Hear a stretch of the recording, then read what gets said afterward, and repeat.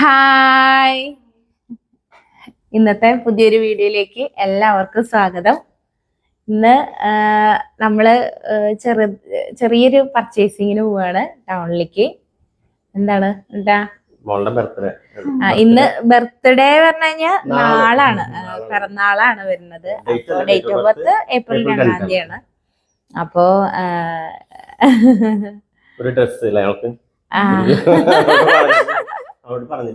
പറഞ്ഞിട്ടില്ല, സർപ്രൈസ് ആയിട്ട് ഇപ്പോഴാണ് ഞങ്ങൾ പറയണത്. അപ്പൊ ഒരു ഡ്രസ്സ് എടുക്കാൻ പോവാന്ന് വിചാരിച്ചു. അതെ, അതോടുകൂടി എക്സാം ഒക്കെ കഴിഞ്ഞു, സമാധാനമായി.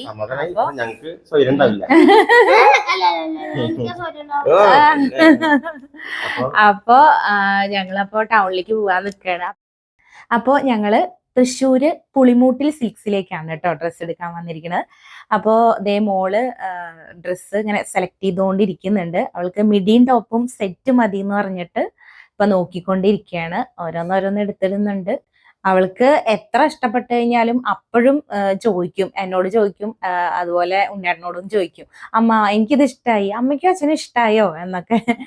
എപ്പോഴും ജീൻസും ടോപ്പൊക്കെയാണ് എടുക്കാറ്. അപ്പൊ ഇപ്രാവശ്യം ഒന്ന് മാറ്റി പിടിക്കാന്ന് വിചാരിച്ചിട്ടാണ് മിഡിയും ടോപ്പ് സെറ്റിലേക്ക് മാറിയത്. അതിനിടയ്ക്ക് അപ്പൂനെ കാണാനില്ല, അവനെവിടേക്കൊക്കെയോ പോയി കറങ്ങി തിരിഞ്ഞ് നടക്കുന്നുണ്ട്. ഡ്രസ്സ് എടുക്കാൻ പോയി കഴിഞ്ഞ് കഴിഞ്ഞാൽ എപ്പോഴും അതെ, ഞങ്ങളുടെ കൂടെ നിൽക്കുകയില്ല. അവൻ ഇങ്ങനെ ഓരോ സ്ഥലത്തേക്ക് ഇങ്ങനെ കറങ്ങി നടക്കും. അങ്ങനെ ഞങ്ങള് 4 ഡ്രസ്സ് സെലക്ട് ചെയ്തു. അതൊന്ന് ഇട്ട് നോക്കിയിട്ട് വരാന്ന് വിചാരിച്ചു പോയി. അതിലെ 2 ഇട്ട് നോക്കുമ്പോഴത്തേനും തന്നെ ആദ്യത്തെ അങ്ങോട്ട് വലിയ ഇഷ്ടമായില്ല, പിന്നെ രണ്ടാമത്തെ ഭയങ്കര ഇഷ്ടമായി. അപ്പൊ പിന്നെ അത് തന്നെ അവള് എടുത്തു. ആദ്യം ഡ്രസ്സ് നോക്കിയപ്പോ തന്നെ എനിക്ക് ഭയങ്കരമായിട്ട് ഇഷ്ടപ്പെട്ട ഡ്രസ്സായിരുന്നു അത്. എന്റെ മോൾക്കും ലാസ്റ്റ് അത് തന്നെ മതി എന്ന് പറഞ്ഞു. ഞങ്ങള് ഡ്രസ്സൊക്കെ വാങ്ങി പുറത്തേക്ക് ഇറങ്ങിയതിന് ശേഷമാണ് ഞാൻ ആലോചിച്ചത്, എന്നാ പിന്നെ അവൾക്കൊരു വാച്ചും കൂടി വാങ്ങി ഗിഫ്റ്റ് ആയിട്ട് കൊടുക്കാന്ന്.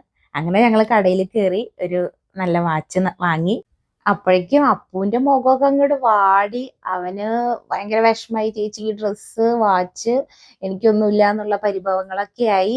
ലാസ്റ്റ് അവരും അതുപോലെ ഒരു വാച്ച് വേണമെന്ന് പറഞ്ഞ് വാശി പിടിച്ച് ഒരു വാച്ച് അങ്ങനെ വാങ്ങി. പിന്നെ ഞങ്ങൾ നേരെ പോയത് ക്രാഫ്റ്റ് ഐറ്റംസ് ഒക്കെ കിട്ടുന്ന കടയിലേക്കാണ് കേട്ടോ.